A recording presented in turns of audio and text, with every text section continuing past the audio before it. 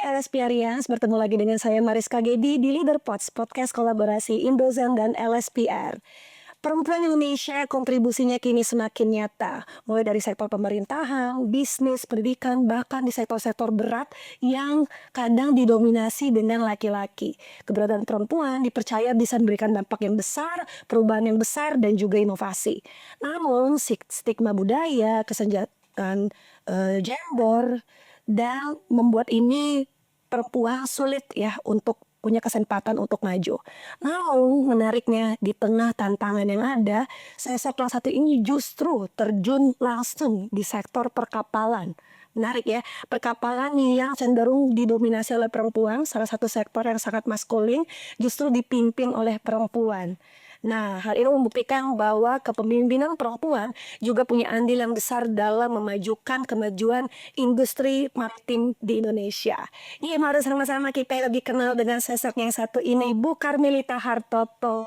Halo Mbak Gaby. Halo Bu Karmelita, apa kabar?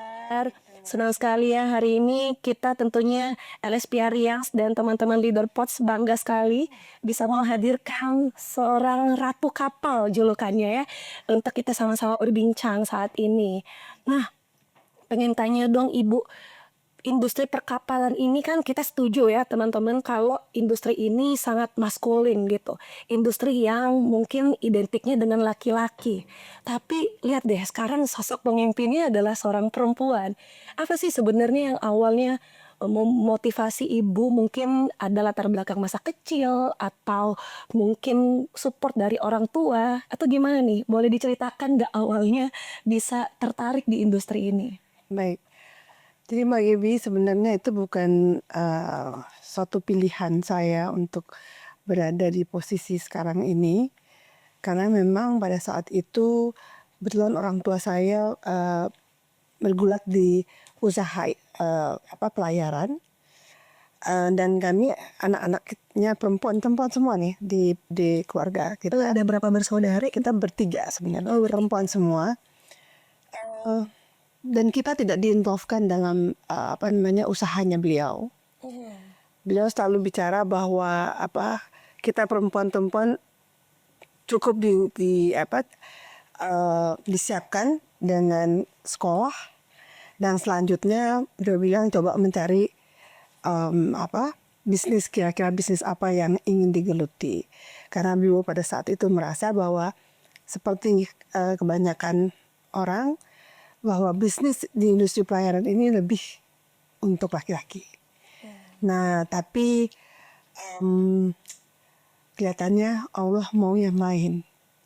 Ayah saya meninggal di usia yang sangat muda, sehingga suka tidak suka saya pun pulang dari Inggris untuk mencoba untuk menjalankan usaha dari ayah saya. Oh, jadi usaha yang sudah sebelumnya dari ayah, kemudian Ibu lanjutkan. Tidak pernah terpikirkan, karena kita semua tidak ada yang diinvolvekan dalam usaha tersebut. Memang awalnya kita ada partner, kita juga ada senior di perusahaan yang membantu kita lah ibaratnya di usaha tersebut. Tentunya ibu saya dulu yang duduk di situ sebagai dirut, tapi saya awal dari situ untuk belajar saya disuruh ke Tanjung Priok. Oh, langsung ke Tanjung Priok pada saat itu.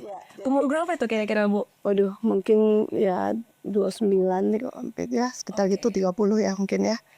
Terus ya di Tanjung Priok kita di situ dengan banyaknya kegiatan, ada bongkar muat, ada kapal kita juga, ada lapangan penumpukan ya. Kita jadi bergaul dengan macam-macam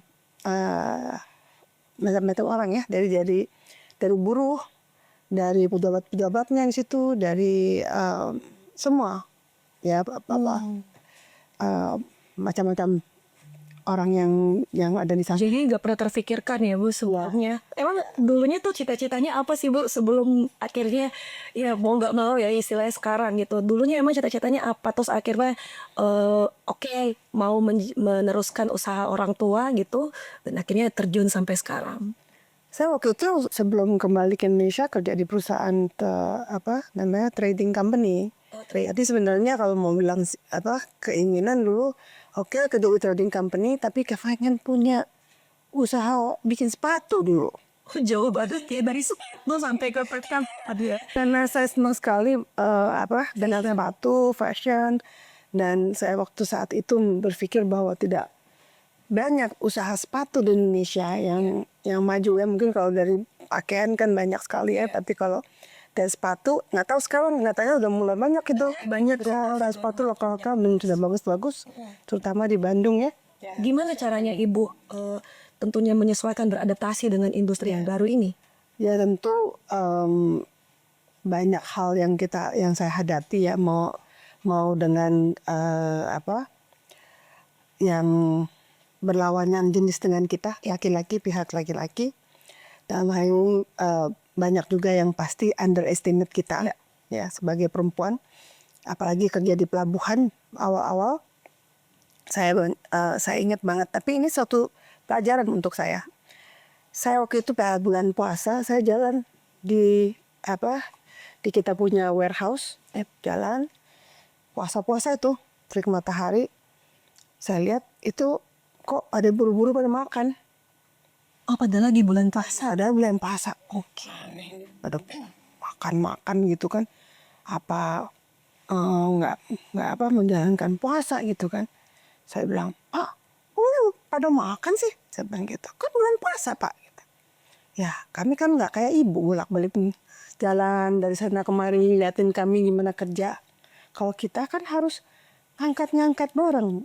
Mana harus isi amunisi juga. Jadi bagaimana kita kuat, itu saya terharu sih sebenarnya. Oke. Ya pada saat itu saya pikir benar juga ya, saya tidak pernah terpikir di hati saya ya, pikiran saya bahwa mereka segitu beratnya mencari makan dengan ya mungkin tidak melakukan kewajiban mereka berpuasa karena mereka mengerjakan hal yang lebih berat. Berarti di situ Ibu udah melihat kesenjangan ya, perubahan juga antara ya namanya juga kerja lapangan, makanya Ibu percaya juga ya, makanya banyak dikerjain sama laki-laki juga ya, dan mereka. Tapi gimana caranya? Tadi Ibu sempat bilang sempat di underestimate, hal-hal yang bikin Ibu merasa saya disepelekan nih di underestimate sebagai perempuan. Ya, karena ya mungkin ini kan ibaratnya dunia laki-laki ya untuk urusan di maritim ini, ya mau nggak mau kita harus menunjukkan kepada pihak teman-teman yang juga mungkin merasa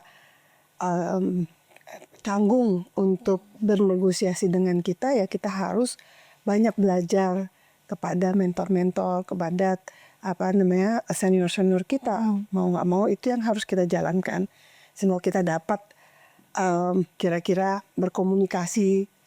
Dan jangan pernah merasa bahwa kita ini hanya mau mencoba untuk menyaingi pihak laki-laki. Oke. Ya. Karena kita tetap membutuhkan kerjasama yang kolaborasi kita dengan pihak laki-laki supaya mereka juga mau memberikan ilmu-ilmunya kepada kita. Memang benar kalau perempuan itu lebih teliti kalau di-compare sama laki-laki. Tapi banyak hal dari sisinya laki-laki juga yang perlu kita pelajari, ya. Dan saya merasa terus terang saya tidak pernah merasa bersaing dengan laki-laki, tapi saya merasa banyak bersaing dengan perempuan malah. Oke. Ya. Nah kalau di industri perkapalan ini sendiri gimana nih persaingan atau kompetisi antara perempuan di dalam industri tersebut atau keterlibatan perempuan dalam industri itu? Kalau saya tidak kalau dalam industri terus terang dalam industri pelayaran ini ya, perempuan masih boleh dibilang belum terlalu banyak. Belum terlalu banyak. Ya, tapi memang sudah ada di beberapa sektor ya. Jadi kayak misalnya di pelabuhan ada, lawyer maritim ada, lalu juga di apa namanya di trucking pun juga sekarang ada juga perempuan-perempuan kan yang juga ini di sebagai kru kapal juga udah mulai juga ada perempuan-perempuan yang jadi kru kapal di Indonesia. Tapi memang masih sedikit.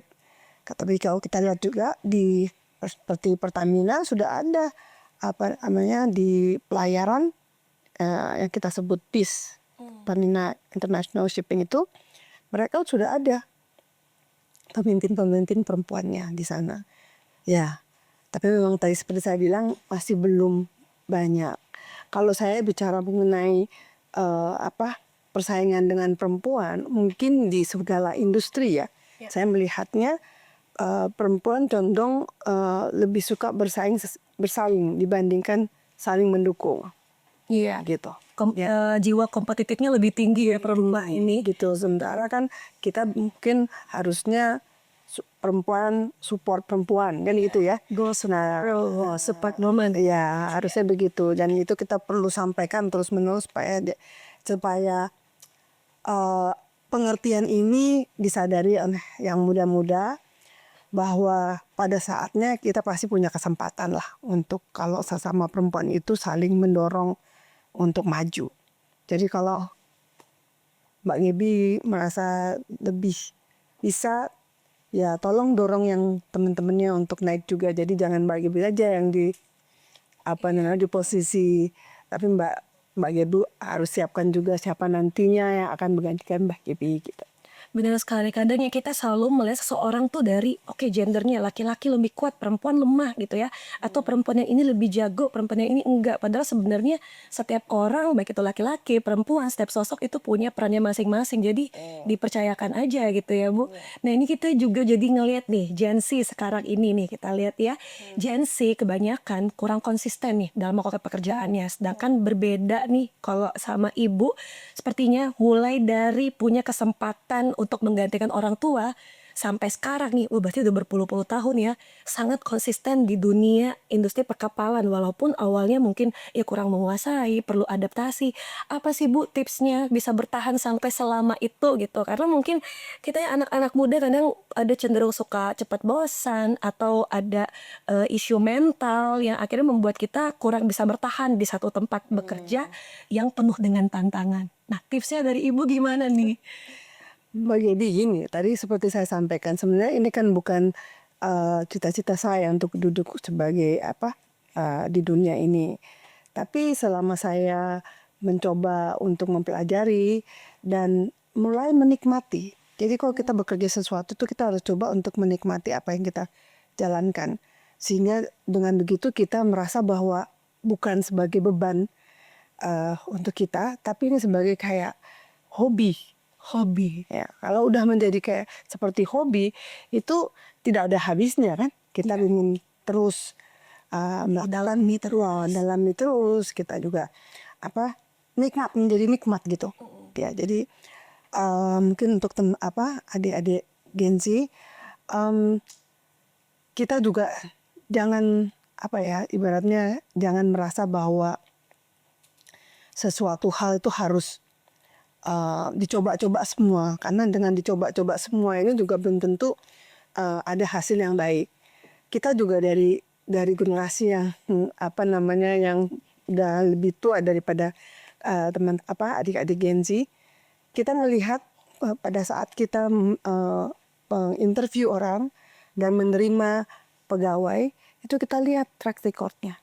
Kalau dari sisi saya, kalau saya lihat satu anak kerjanya pindah-pindah pekerjaan, saya nggak cenderung untuk tidak mau mengambilnya. Alasannya kenapa tuh Bu? Berarti nggak konsisten, berarti tidak fokus ya. Tidak fokus. Terlalu banyak bidang, terlalu banyak yang dipelajari sehingga kita jadinya kurang percaya dia benar-benar expert ya, Gaya sama satu expert atau memang mau bekerja di bidang tersebut gitu.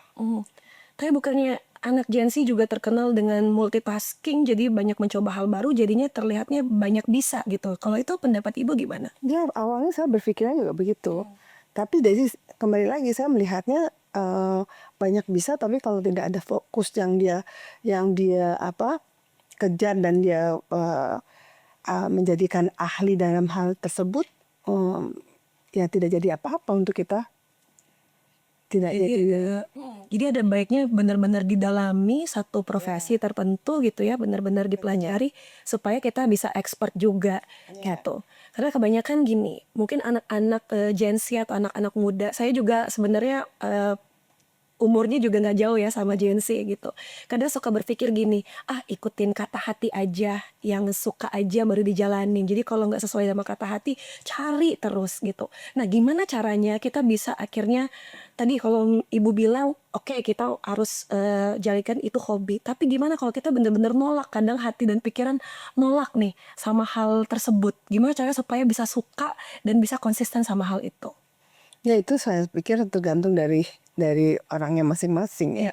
Jadi kalau misalnya pada saat kalau anak tersebut memang masih seperti itu, biasanya sih anak-anak yang memang banyak uang ya, ditunggu dari orang tuanya supply terus uang gitu, sehingga mereka juga punya chance untuk merubah-rubah apa yang mau dikerjakan. Tapi kalau kita merasa membutuhkan untuk mencari uang, apalagi kita dapat tuntutan untuk membantu keluarga, saya tidak sarankan untuk mengganti-ganti nggak mau loncat-loncat, karena kan umur juga tidak stay, tapi akan terus berjalan gitu kan. Dengan umur yang berjalan itu ibaratnya belum punya expert lah ya di satu hal gitu ya, belum mendalamin satu usaha, nantinya akan menjadi berat gitu. Karena kan setiap perusahaan juga pasti melihat pada saat mau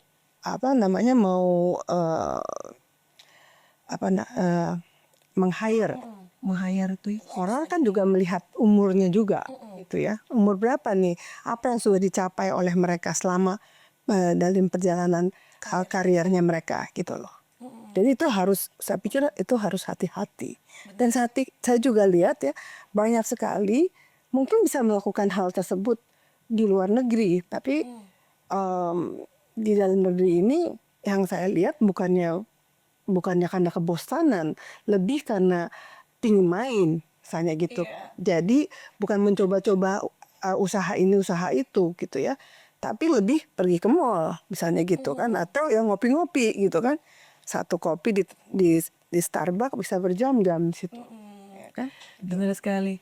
Berarti kita benar-benar belajar nih dari sosok ibu nih ya, yang dari awal sangat konsisten sampai sekarang akhirnya bisa benar-benar dipandang, bahkan punya julukan Ratu Kapal gitu ya. Berarti kita melihat betapa ibu sangat mendalami profesi ini gitu. Soalnya ya, kita juga melihat nih tantangannya anak muda ya, teman-teman juga yang di rumah yang mendengarkan ini, ya kadang kita kalau kita tidak konsisten dengan satu hal, itu membuat kita jadinya kurang bisa expert dan fokus di kedepannya. Nah, tantangan ini nih Ibu, berarti kan Ibu sekarang sudah jadi sosok pemimpin nih. Nah, kira-kira apa sih sosok pemimpin buat Ibu sendiri? Artinya itu apa sih kepemimpinan itu? Ya, kepemimpinan kita nih ya bagaimana caranya bisa memberikan arahan mau itu kepada pegawai kita gitu kan, tapi tidak lupa pada saat kita memberikan arahan, kita juga memberikan kesempatan pada mereka untuk berkembang ya. Ini bukan cuma soal perintah, asal tunjuk Ya, tapi kita juga memberikan kesempatan mereka untuk berkembang, artinya untuk mencoba, walaupun apa yang mereka coba itu kemungkinan ada kesalahan ya.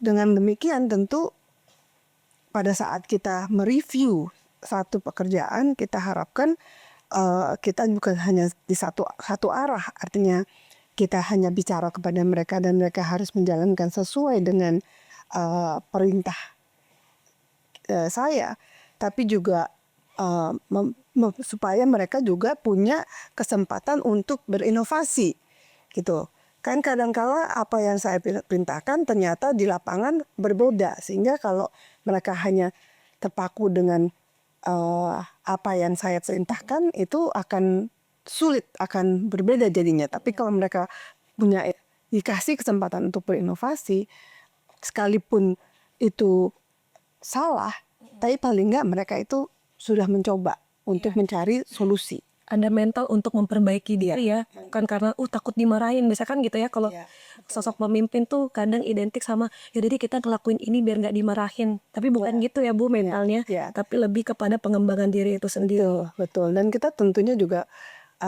pada saat kita bicara, kita harapin juga mereka juga bisa mengkritik kepada kita. Mungkin ada masukan-masukan yang memang tidak terpikir oleh kita sebagai manajemen gitu ya. Kita harus mencoba memberikan kesempatan untuk mereka berbicara.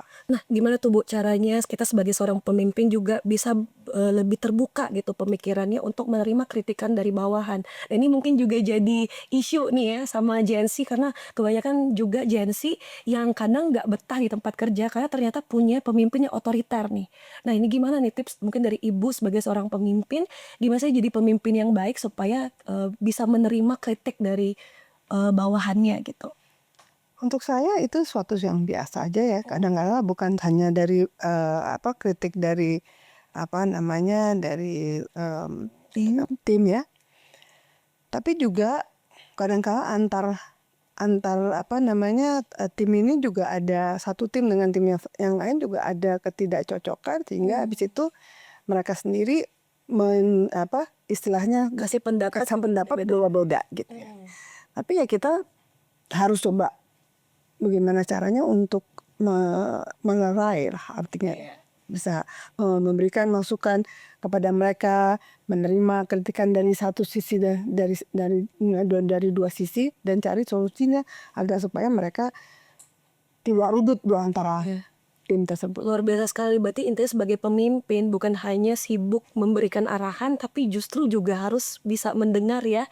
Berarti banyak sekali kan Ibu sebagai pemimpin ini anggotanya banyak sekali, mendengarkan banyak sekali aspirasi dan pendapat dari anggota-anggotanya. Penting sekali lah sebagai seorang pemimpin harus mengenal anggotanya supaya bisa menerima hal-hal yang baik juga jadi masukan kita ya Bu, supaya lebih baik. Ya, saya itu bukan hanya di usaha pelayaran, saya juga sebagai ketua umum Indonesian Ship Owners Association.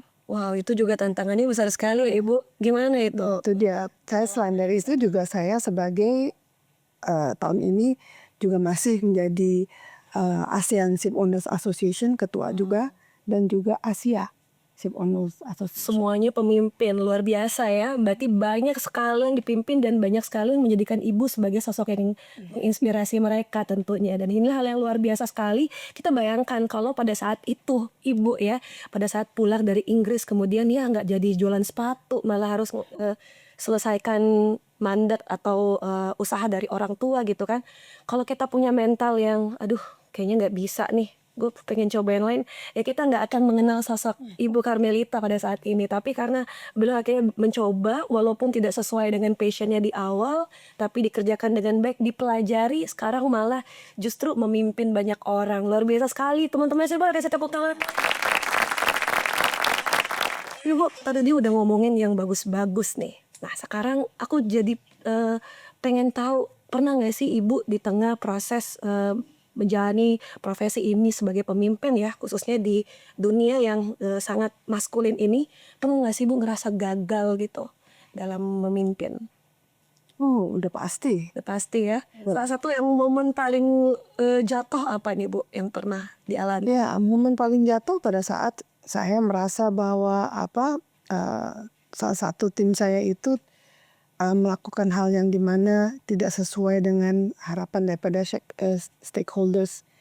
Ya, ada kecurangan-kecurangan yang dilakukan, sehingga tentunya saya sebagai pimpinan juga harus bertanggung jawab terhadap itu kepada, walaupun itu adalah keluarga sendiri, tapi tetap kan kita harus bertanggung jawab ya gitu. Jadi merasa gagal dalam hal mendidik, dalam hal memberikan artinya direction yang benar gitu ya, masih ada terjadi seperti itu gitu. Padahal sebenarnya mungkin sudah punya belief sendiri, udah punya visi misi yang ditanamkan, ternyata mereka juga menjalankannya berbelok nih dari visi misinya Ibu. Lalu di awalnya sangat diharapkan ya Ibu. Betul. Asal kalau kita merasa percaya sama sama satu pemimpin gitu ya, agak berat kalau kita lihat, waduh ternyata kita sendiri masih masih dicoba untuk ya untuk melakukan hal-hal yang tidak baik lah. Iya, dan pasti juga masyarakat melihatnya jadi sumbernya, jadi penglidernya ya. Oh pasti leadernya nih yang ngajarin begini. Padahal sebenarnya kita udah berusaha untuk kasih lead yang benar, tapi memang kadang semua nggak berjalan sesuai dengan rencana Ibu. Tapi gimana nih setelah dari kegagalan tersebut, gimana Ibu bisa bangkit lagi dan akhirnya ya tetap bisa seperti sekarang?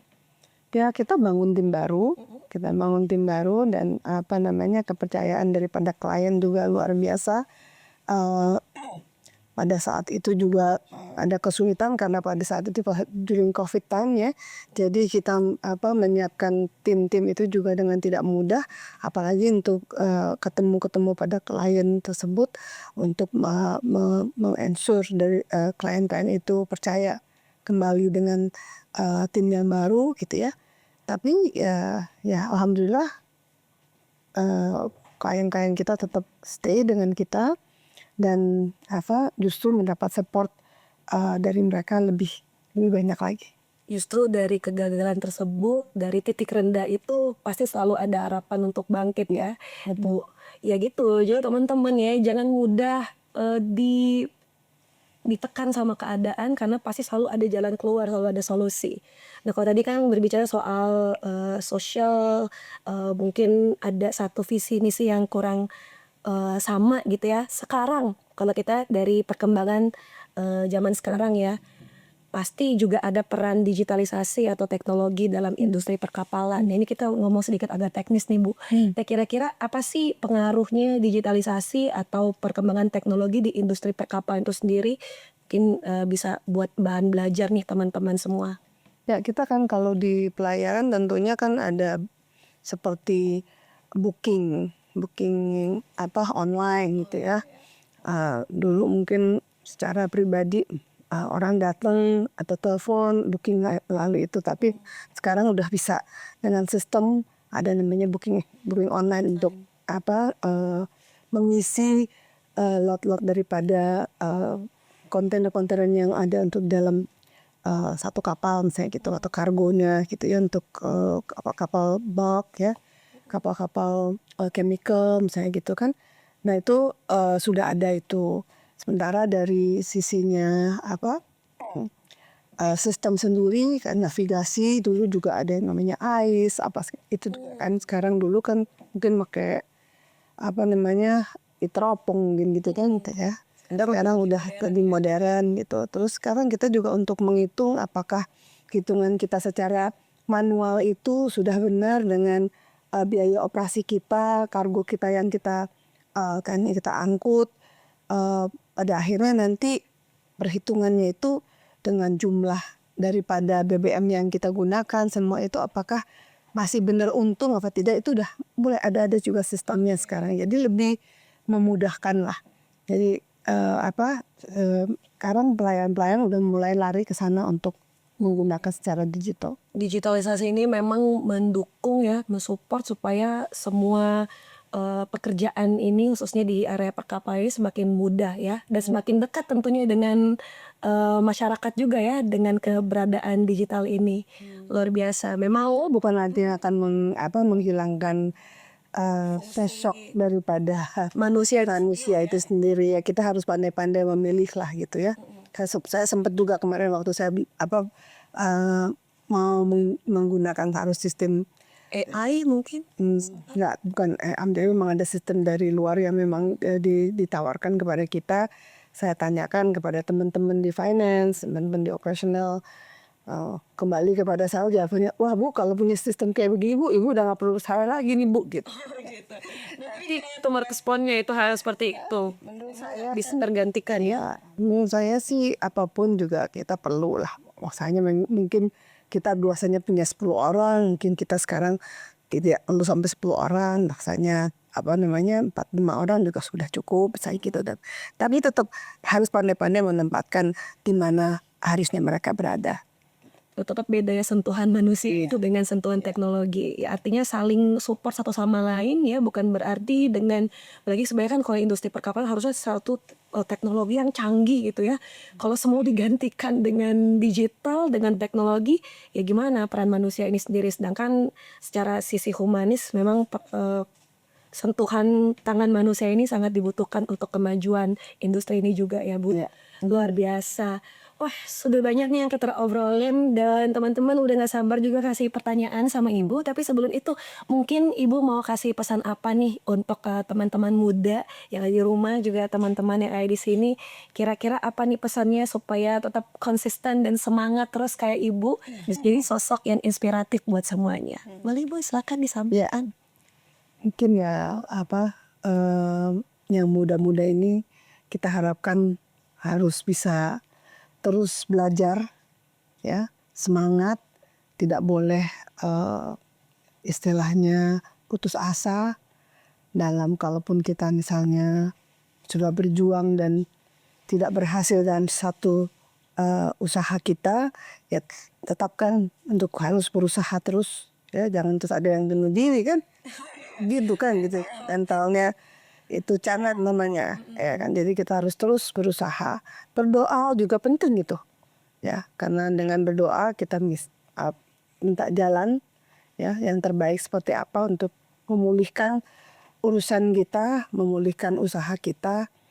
Dan juga saya rasa dalam usaha itu tidak serta-merta selalu baik-baik saja, pasti ada up and down-nya. Jadi pada saat kita lagi sukses, ya kita harus coba untuk jangan dimawa, ya, ibaratnya kalau seperti itu kan jadi kita spend, beli ini beli itu semua gitu, kita beli kan, kadang seperti ingin punya semua material yang mewah-mewah. Nah, mungkin menabung juga diperlukan, sehingga pada saat ada keperluan-keperluan yang harus kita dan pada situasi yang berat, kita paling tidak masih ada tabungan. Gitu. Luar biasa. Dari sosok Ibu Karmelita kita belajar bahwa seorang perempuan tentunya bisa punya pengaruh yang besar, khususnya di kemajuan negara kita Indonesia. Dan kita belajar juga untuk selalu berusaha, tidak mudah menyerah dalam menghadapi situasi apapun. Luar biasa Ibu Karmelita, sekali lagi boleh tepuk tangan untuk Umay. Sudah sekali perbincangan dengan Ibu Karmelita. Sekarang kita beri kesempatan untuk teman-teman yang ada di sini untuk memberikan pertanyaan, mungkin 4-5 orang. Boleh langsung punya kesempatan yang luar biasa sekali bertanya kepada Ibu Karmelita. Silakan, ada yang ingin bertanya? Dari Hima Fakultas Komunikasi, Bu. Sebelum saya ingin mengucapkan terima kasih atas kesempatannya saya bisa menyaksikan podcast ini secara langsung. Sebagaimana kalau saya boleh bercerita sedikit, podcast ini sangat relate dan juga insightful untuk saya. Sebagaimana ayah saya juga bekerja di industri yang cukup maskulin di generator set, dan kebetulan anak-anak beliau merupakan tiga-tiganya perempuan dan langsung pertaka. Menjadi pertanyaan saya adalah, sebagai satu perempuan Ibu yang berhasil menembus industri pelayaran yang mungkin dikenal sangat maskulin, dari Ibu Karmelita sendiri bagaimana Ibu bisa memaknai peran perempuan dalam dunia bisnis saat ini? Apakah dengan adanya perempuan sebagai pemimpin bisa mengubah perspektif baru atau bahkan memberikan perubahan pada budaya khususnya dalam dunia bisnis dengan stigma maskulin yang sangat kuat? Terima kasih. Terima kasih. Jadi begini, kita di International Maritime Organization yang ada di Inggris, itu kita di mana di sana adalah perkumpulan semua dari semua negara untuk bikin bikin peraturan globally.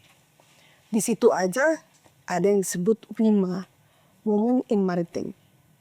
Jadi dari sisinya International Maritime Organization sendiri, mereka sangat menghargai keberadaan perempuan dalam dunia maritim, dan mereka mulai nih.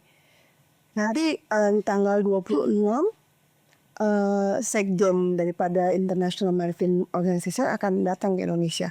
Itu is a big deal buat kita, ya. Untuk beliaunya datang, dan yang gue inginkan adalah pada saat dia nanti sebagai pembicara, dia mau harus ada perempuan juga yang akan menjadi counterpartnya dia. dia mau menunjukkan bahwa di dunia maritim ini mengajak wanita-wanita untuk mulai Punya peran. punya uang untuk masuk ke dunia tersebut gitu ya.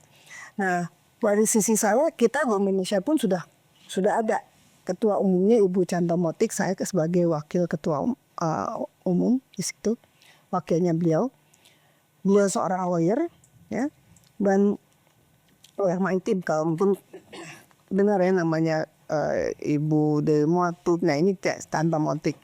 Nah ini kapal maritim ini di Indonesia udah mulai bergabung ya. Kalau ditanya apakah dengan demikian kita mau menunjukkan supaya membuat satu perubahan, tentunya ya. Kita ingin mengarungi perang tersebut.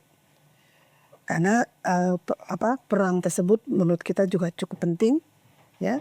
Makanya juga dari kru kapal sekarang mulai diminta dari perusahaan pelayaran di luar, karena sudah mulai bahwa di kapal itu perubahannya ada kabin laki-laki, tapi ada kabin untuk perempuan. Gitu. Jadi nggak mungkin kan mereka di kabin yang sama dengan laki-laki. Jadi mereka punya their own cabin dan juga toiletnya apa segala. Nah itu mulai perempuan lengkap nih, ya. Dan terus terang apa sama peran ini untuk ada perubahan? Ya benar sekali. Dalam hal ini sekarang juga di industri galangan kapal, ya, industri membuat kapal ya, galangan kapal buat kapal ya. Terus industri badan usaha pelabuhan itu sekarang udah perempuan semua. Nah, udah ketua umumnya. Jadi kita dari organisasi ini sudah mulai support perempuan gitu ya. Jadi kita coba untuk gimana caranya perempuan ini bisa di top level ya. Perubahan tentunya terutama dalam kebijakan. Kalau kita lihat kadang-kadang saya tanya, wah, Ibu Karmelita sudah bertahun-tahun duduk menjadi ketua umum di sini.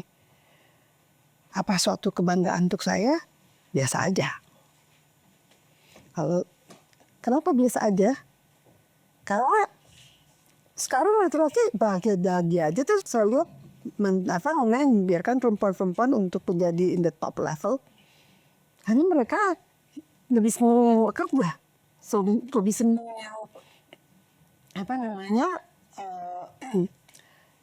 melakukan negosiasi tapi dalam hal mempersiapkan terus berargumentasi, lebih senang mereka sana yang perempuan butuh kasih perempuan.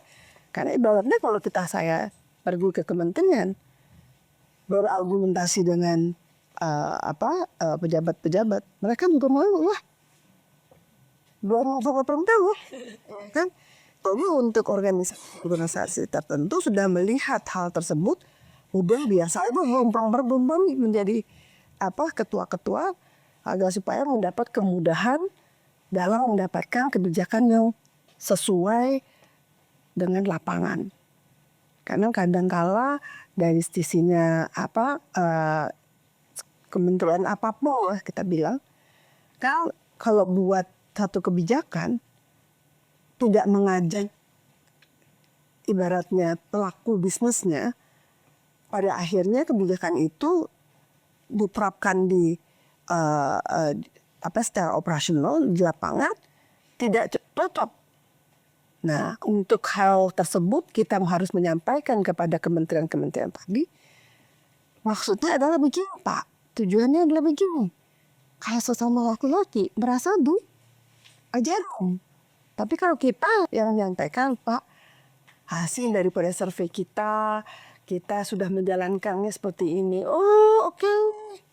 Pasti treatmentnya akan mudah. Gitu. Jadi ada privilege sendiri ya kalau perempuan. Perempuan nggak boleh ngimpi, betul. Betul, semua lebih enak.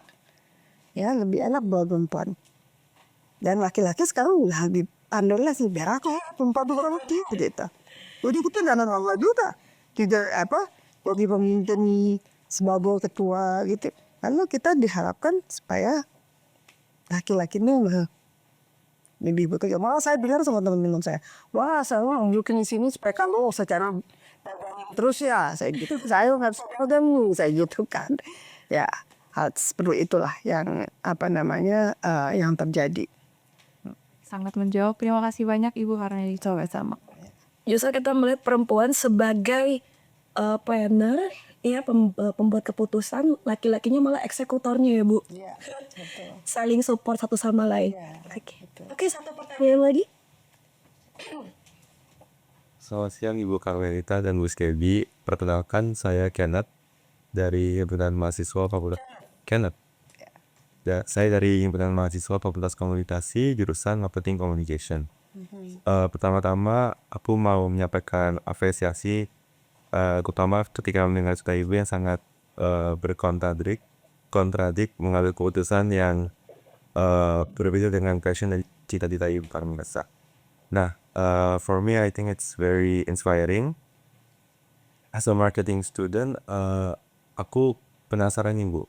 Kira-kira di era yang serba digital ini, ada nggak sih marketing strategi yang efektif gitu untuk industri ini? Itu tadi seperti saya bilang, kalau dengan digital sekarang ini kan sudah ada some kind of kayak broker ya. Tapi lebih menggunakan dengan online ya. Jadi udah mulai terjual gimana kapal-kapal yang memang memerlukan pekerjaannya, yang mereka selain mereka di perusahaan yang mencoba untuk memarketkan untuk mendapatkan kargo, tapi mereka memasukkan ke satu perusahaan juga yang memang perusahaan digital yang bisa mencarikan kargo. Jadi antara pemilik kargo dan pemilik kapal itu di situ, dari si kargonya dicarikan kapalnya dapat kargo, sementara si yang punya digital ini yang dapat. Dan Ibu, sambil kita menutup nih, kalau misalnya Ibu Karmelita bertemu dengan sosok Karmelita yang masih muda, kira-kira ada nasihat atau pesan apa yang bakalan Ibu sampaikan untuk sosok Karmelita muda ini? Jangan sombong. Kita ada waktunya juga ya. Ibaratnya kadang kita bisa di atas, kadang kita bisa di bawah, gitu ya. Jadi pengalaman yang saya alami itu lebih ke pada saat kita di atas, semua orang mau berteman dengan kita. Ya, pada saat kita di bawah, orang juga, aduh, jangan deket-deket ya, gitu kan. Nanti bungut nih, gitu kan.